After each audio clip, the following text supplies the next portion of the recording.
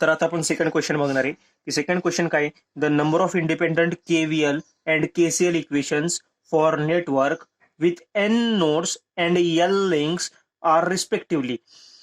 आपल्याला केव्हीएल आणि केसीएल चे इक्वेशन हे नोड आणि लिंक्स बघून आपण हे कसं किती इक्वेशन्स बनतील हे आपल्याला सांगायचंय की केव्हीएल आणि केसीएल चे एखादी सर्किट डायग्राम बघून किती इक्वेशन्स बनतील हे आपल्याला ओळखायचंय. तर कसं ओळखणार, लिंक अँड कॉर्ड्स म्हणजे केव्हीएल चे इक्वेशन हे लिंक एवढे असतात आणि केसीएल चे इक्वेशन हे नोड एवढे असतात, की केव्हीएल चे इक्वेशन हे लिंक्स एवढे असतात आणि केसीएल चे इक्वेशन हे नोड -1 एवढे असतात, की नोड -1 आणि लिंक आणि नोड -1 आणि लिंक -1.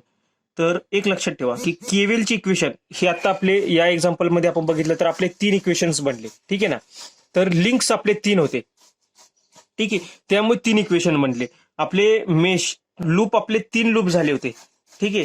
त्याच्यावरून आपण केव्हीएल चे इक्वेशन बनवतो आणि केसीएल चे इक्वेशन आपण कसे बनवतो की नोड -1, की जेवढे नोड असतील त्याला म्हणजे जेवढे नोड आणि रेफरन्स नोड सर्व मिळून जेवढे नोड तयार होतात आणि त्यातून -1 केल्यानंतर जेवढा आन्सर येईल तेवढे आपले केसीएल चे इक्वेशन बनतात. त्यामुळे याचा आन्सर आहे ऑप्शन बी. हे केसीएलचं तुम्हाला मी पुढच्या लेक्चरमध्ये सांगणार आहे. तर हा क्वेश्चन इम्पॉर्टंट वाटला आणि हा प्रश्न आलाय केसीएल ला किती इक्वेशन्स बनतात, तो प्रश्न पण एकदा विचारला गेलेला आहे, ठीक आहे. तर हा होता क्वेश्चन नंबर 2. ह्याचं एक्सप्लेनेशन अजून तुम्हाला पुढच्या व्हिडिओ लेक्चर्स मध्ये मिळेल, ठीक आहे. आता क्वेश्चन नंबर 3 आपण बघणार आहे की हा जो मेशचे मोस्ट ऑफ दी अजून कॉन्सेप्ट क्लिअर करेल तुमचे. तर ठीक आहे, हे एक आपल्याला सर्किट डायग्राम गिवन दिलेली आहे एक्झाम मध्ये आणि आपल्याला काय विचारलंय, find all the voltages and all the currents. आपल्याला व्होल्टेजेस आणि करंट्स फाइंड आउट करायचे. तर इथं बघू शकता आपण 30 व्होल्टचा एक व्होल्टेज सोर्स कनेक्ट केलेला आहे. Upper terminal positive, lower terminal negative, in series with 8 ohm resistance and 3 ohm and 6 ohm resistance are connected in parallel, ठीक आहे. तर आता आपल्याला ही जेव्हा एक्झाम मध्ये तुम्हाला असा क्वेश्चन येईल तेव्हा तुम्ही यामध्ये सर्व डायरेक्शन अज्युम करायचे, नवीन डायग्राम काढत नाही बसायचं. पण तुम्हाला एक्सप्लेन करण्यासाठी आपण पुन्हा एकदा ही डायग्राम काढतोय. यामध्ये 30 व्होल्ट आपण हे as it is diagram draw केली.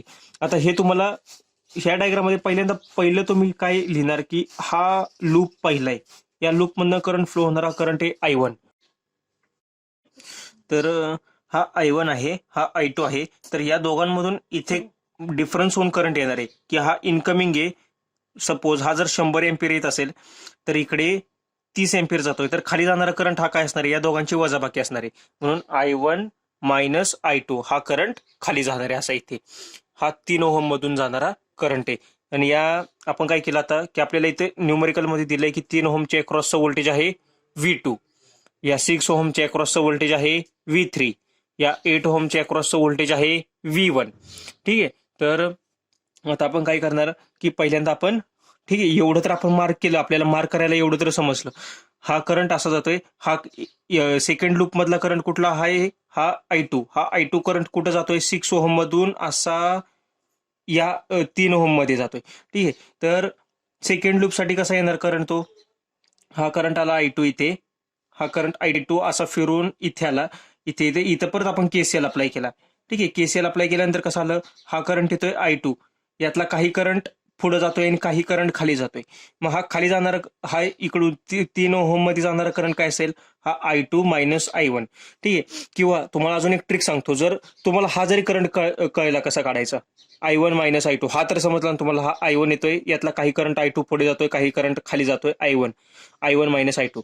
तर हाच करंट रिव्हर्स डायरेक्शन वरती येतो, फक्त ह्याची साईन चेंज होते. म्हणजेच आपण असं लिहू शकतो मायनस I1 मायनस I2, किंवा हे जर सिम्प्लिफाय केलं तर कसं होतंय, I2 मायनस I1, ठीक आहे. हे आलं लक्षात तुम्हाला, I2 मायनस I1 हाच आहे करंट, हा वरून खाली येतोय त्यामुळे पॉझिटिव्ह आहे आणि खालून वरती जाताना हा करंट निगेटिव्ह होणार आहे. ही पण तुम्ही लक्षात ठेवू शकता जर तुम्हाला जंबल्ड जर होत असेल तर. म्हणजेच मायनस I1 मायनस I2 हे सिम्प्लिफाय केले की I2 मायनस I1 हे आलं. आता सर्व साइन कन्व्हेन्शन तर आपण दिले, आता आपण लूप लावायचा. पहिल्या लूपमध्ये केव्हीएल अप्लाय करायचा.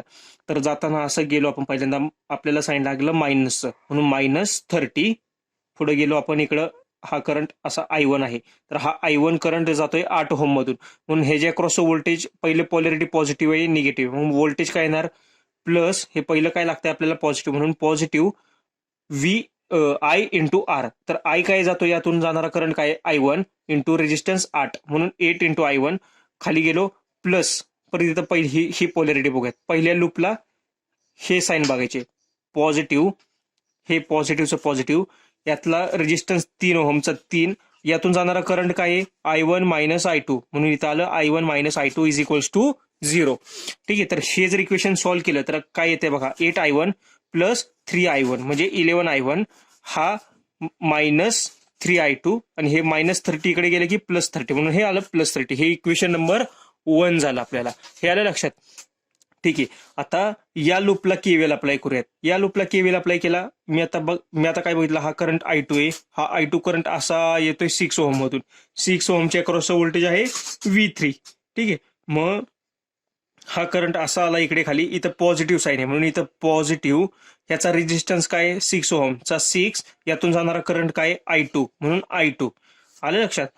आता इथून आपण परत फिरलो असं इकडे वरती गेलो तर हे पोलॅरिटी पहिली काय लागते पॉझिटिव्ह, या पोलॅरिटी कन्सिडर करायचे, या पोलॅरिटी नाही कन्सिडर करायचे, या पोलॅरिटी आपण वरच्या करंटसाठी कन्सिडर केलेल्या आहेत. आता करंट आपला खालून वरती जातोय ना, मग इनकमिंगचा टर्मिनल नेहमी पॉझिटिव्ह द्यायचा, म्हणून इनकमिंग करंटचा टर्मिनल पॉझिटिव्ह 3 इंटू या 3 ओहम मधून जाणारा करंट काय I2 मायनस I1, म्हणून आलं I2 minus I1 is equal to 0. मग आता हे सॉल्व्ह केल्यानंतर काय येते बघा, 6I2 प्लस 3I2 म्हणजे 9I2 आणि minus 3I1 is equal to 0. मग 9I2 इज इक्वल टू, हा मायनस 3 इकडे आला प्लस 3I1 झाला. ठीक आहे, प्लस 3I1, मग I1 इज इक्वल टू काय आलं 3I2. हे तर आलं लक्षात, हे आपलं इक्वेशन नंबर 2 आलं. आता I1 ची व्हॅल्यू यामध्ये पुट करूयात, मग 11 इंटू 3I2 म्हणजे 33I2 minus 3I2 is equal to 30. मग I2 ची व्हॅल्यू काय लिही 30I2 इज इक्वल टू 30, मग I2 is equal to 1 amperes. हे तर इक्वेशन सॉल्व्ह केलं, हे इझी आहे, फक्त ह्याच्यात फक्त सिम्प्लिफिकेशन आहे. हे आपल्याला 2 इक्वेशन फक्त बरोबर काढायचे, हे 2 इक्वेशन बरोबर काढले की आपल्याला हे इक्वेशन सॉल्व्ह करायचे आणि हे व्हेरिएबल I2 आणि I1 हे व्हेरिएबल फाइंड आउट करायचे. जसं आपण इथं या केसमध्ये फाइंड आउट केलं, I1 आला आपला 3 एम्पियर्स, I2 आला आपला 1 एम्पियर्स. ठीक आहे, तर आपल्याला आता V1 काढायचं आहे. तर V1चं आपण काय म्हटलं, आता इनकमिंग टर्मिनल पॉझिटिव्ह आहे, हा निगेटिव्ह, मग V1 काय येणार, यातून जाणारा करंट किती आहे I1 ची व्हॅल्यू काय आहे 3 एम्पियर्स, मग 3 इंटू हा V1 ह्याचा रेजिस्टन्स किती 8 ओहम, 8, मग V is equal to IR. या फॉर्म्युलेनुसार त्यातला जाणारा करंट आहे 3, मग 3 इंटू रेजिस्टन्स 8, 3 इंटू 8 24 व्होल्ट्स आलं V1 आपलं. ठीक आहे, आता V2 कसा काढणार आपण, हा पॉझिटिव्ह हा निगेटिव्ह कन्सिडर केला आहे. V2 कसा काढणार, यातला ह्याचा रेजिस्टन्स 3 इंटू त्यातला जाणार करंट I1 मायनस I2. तर I1 मायनस I2 काय आला 2 amperes, 2 into 3 is equal to 6 volts आलं, 6 व्होल्ट्स राईट. V3 काय येणार आता I2 किती आपला 1 ampere, 1 into 6 is equal to 6 volts. ठीक आहे, आता हे तुम्ही बघू शकता, हे तर आलं लक्षात, हा V3 6 आला, हा 6 आला, हा 24 आला. आता तुम्हाला एक समजायला हवं, पॅरलल ब्रांच मध्ये मी जसं तुम्हाला सांगितलं व्होल्टेज नेहमी सेम राहतं. ठीक आहे, व्होल्टेज पॅरलल मध्ये नेहमी सेम राहतं. आता बघू शकता हे जे अक्रॉसचं व्होल्टेज V2 आहे, आता ही ब्रांच आणि ही ब्रांच कशी कनेक्टेड आहे, पॅरलल आहे, कारण की ह्याचा स्टार्टिंग पॉईंट इथे कनेक्टेड आहे, या पण ब्रांचचा स्टार्टिंग पॉईंट इथेच कनेक्टेड आहे, या ब्रांचचा एंडिंग पॉईंट इथे कनेक्टेड आहे आणि ह्याचा पण एंडिंग पॉईंट इथे, म्हणजे दोन्ही एकाच नोडला कनेक्टेड आहेत.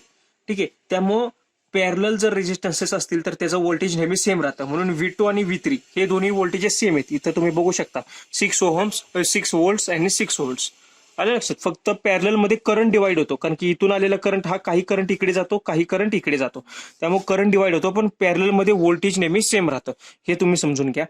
ठीक आहे, तर हे एक होतं केव्हीएलचं एक्झाम्पल. आता तुम्ही बघू शकता हे केव्हीएलचं एक्झाम्पल सॉल्व्ह करण्यासाठी आपण या लूपमध्ये पहिल्यांदा या क्लोज पाथमध्ये एक लूप लावला, या क्लोज पाथमध्ये एक लूप लावला, हे 2 इक्वेशन्स काढले आपण आणि ते सॉल्व्ह केले. तर आपल्याला 2 इक्वेशन फाइंड आउट करण्यासाठी जास्त वेळ लागतोय, टाइम कन्झ्युमिंग खूप जास्त आहे. त्यामुळे टाइम कन्झ्युम कमी होण्यासाठी आणि पर्सनली केव्हीएल मेथड मला थोडीशी कॉम्प्लेक्स वाटते, त्यामुळे मी KCL मेथड अप्लाय करतो. त्या मेथडने आपण फक्त एका इक्वेशन मधून सर्व व्हॅल्यूज फाइंड आउट करू शकतो.